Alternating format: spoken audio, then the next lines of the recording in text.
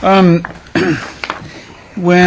we put together the Parks and Recreation Master Plan 2013, one of the items in that document was for staff to explore feasibility of other park properties that the city has for off-leash purposes, something as an alternative to the dog park. And we weren't quite at that point yet, but we were approached by a group of citizens, whom most are here tonight, to explore the possibility of using Mountain View Park. And it came with a proposal, their proposal, which was in your packet. This took place back in February. Staff reviewed this, reviewed their proposal, assessed the park, the conditions, the surrounding area, as well as we worked through the police chief and the legal office, and staff came up with the recommendation to basically turn this park into an off-leash area. And on the slide presentation here, the existing ordinance states that no owner or keeper of any dog shall allow or let such dog to run or remain at large within the city at any time. And this is any place in the city, on city properties, well, I think in the city, without, except for the dog park. And so anytime you're in a public park or in the pathways, anything like that, they have to be leashed. The proposed changes that we came up with was that the field area of Mountain View Park is an off-leash area at all time, except when there's city activities on the field or when the fields are closed, and that's posted closed. And all the other city rules apply per city code. On this slide, you can see this within the red boundaries is where the dog off-leash area would be. Existing right now is fencing along the eastern side, and that is it. The rest is bordered by Paradise Creek. And that is not a fence for dogs, it's just a creek. So we just picked the boundaries there. This proposal is for this area only, so the rest of the park, over where the playground and the shelter, parking lots, next year's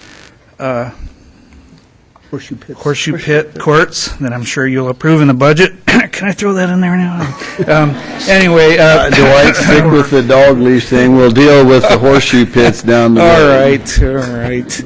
Well, I had to throw it in there. Anyway, these areas will still be leash only. A little hard to read, but you have to have some general rules for everybody. Most of this is common sense, etiquette rules. And these would be posted at the park as well in locations that would be for anybody that would be going into the off-leash area. It basically states that any handler or the dog owners would be responsible for their dog's behavior and any injuries that their dogs may cause. By entering the off-leash area, the owners enter at their own risk and agree to abide by all the rules. They must be on a leash until they're in the field area. They're never allowed, they may never leave the off-leash area without their dogs. We also encourage within that same one for folks that are there and see violations to contact the city so we can get that fixed. The owners are required to carry the equipment necessary to clean up after their dogs. Some of these are things that are already in effect anyway throughout the city. Dog owners must carry a leash at all times, whether their dogs are on a leash or not. All off-leash dogs are must be under the voice control, which is different than the dog park, for example. It's fenced in. Folks can let their dogs off the leash, and they can go sit down, and the dogs go play. Here, they have to be actively working with their dogs. They have to be able to. Dogs must be under voice control. Aggressive dogs are not permitted on the premises and must be removed at the first sign of aggression. We have the same rule at the dog park.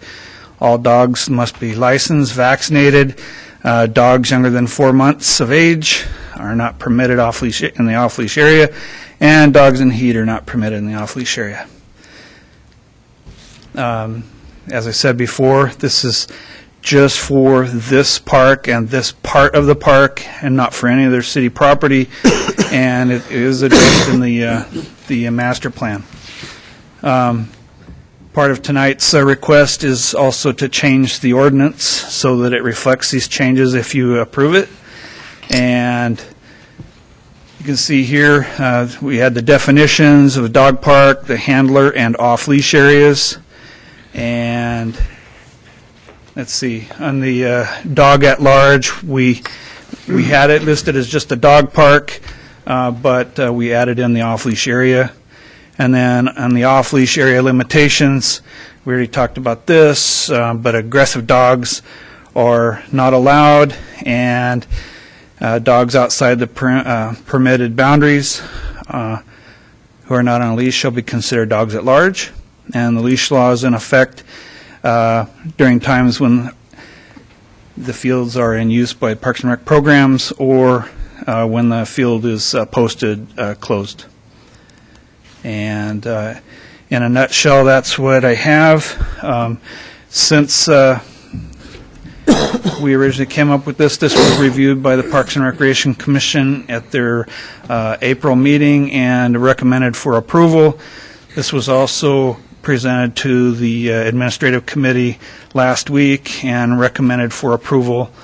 There has been a lot of discussion since last Monday, and so I'm sure the council's had an earful of that, but that's where we're at tonight. I don't know if anybody has an invalid point on either side of the issue.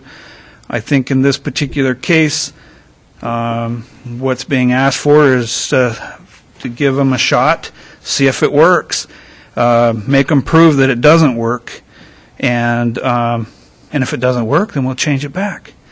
There are other cities that have this, and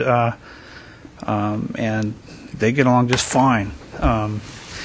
There was some discussion by some citizens about possibly fencing this as well, and well, that basically turns it into a real dog park, and that is not what the intention of this was. And but that was still an option that was discussed. We had some prices on that using hog wire fencing.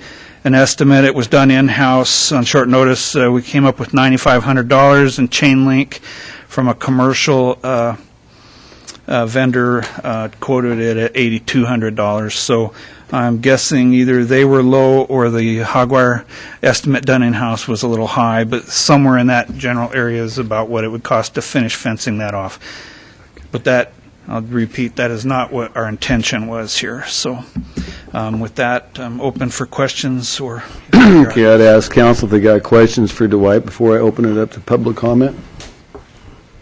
Walter? Dwight, what's the downside of the proposal? Well, first off, anytime you have a dog that's off leash, you just have, sometimes nature just does its thing. There are some unpredictable things that can happen. I know this proposal is not for dogs that aren't trained to be under voice control. This is not meant for everybody in town to take their dogs there and let them off leash. That's not what this is for at all. So if a person has a dog that's trained under voice control and they're willing to go out and give this a try, then great. If it doesn't work for them, then they should not come back without their dog off the leash. There's that. Dogs, friendly dogs, love to go up to people that they don't know and be petted, and sometimes that scares people. If there were too many dogs, I suppose a family that might be over at the picnic table could possibly decide maybe they don't want to go out into the field area. Maybe that maybe that would bother them. I don't know. I've been watching, now granted it's springtime and the weather hasn't been the greatest, but I have seen families, groups that take their tots over there during the day, and they have gone out during the lunch hour, and there is a group of people that, and they're probably not in this room, that would have their dogs off leash there already. And there has been no problems that I've witnessed. And I've gone and sat in the evening times on some of the more fair evenings that we've had so far. There haven't been a lot of them. And I just haven't seen any issues. Doesn't mean they can't still happen. That's part of the deal.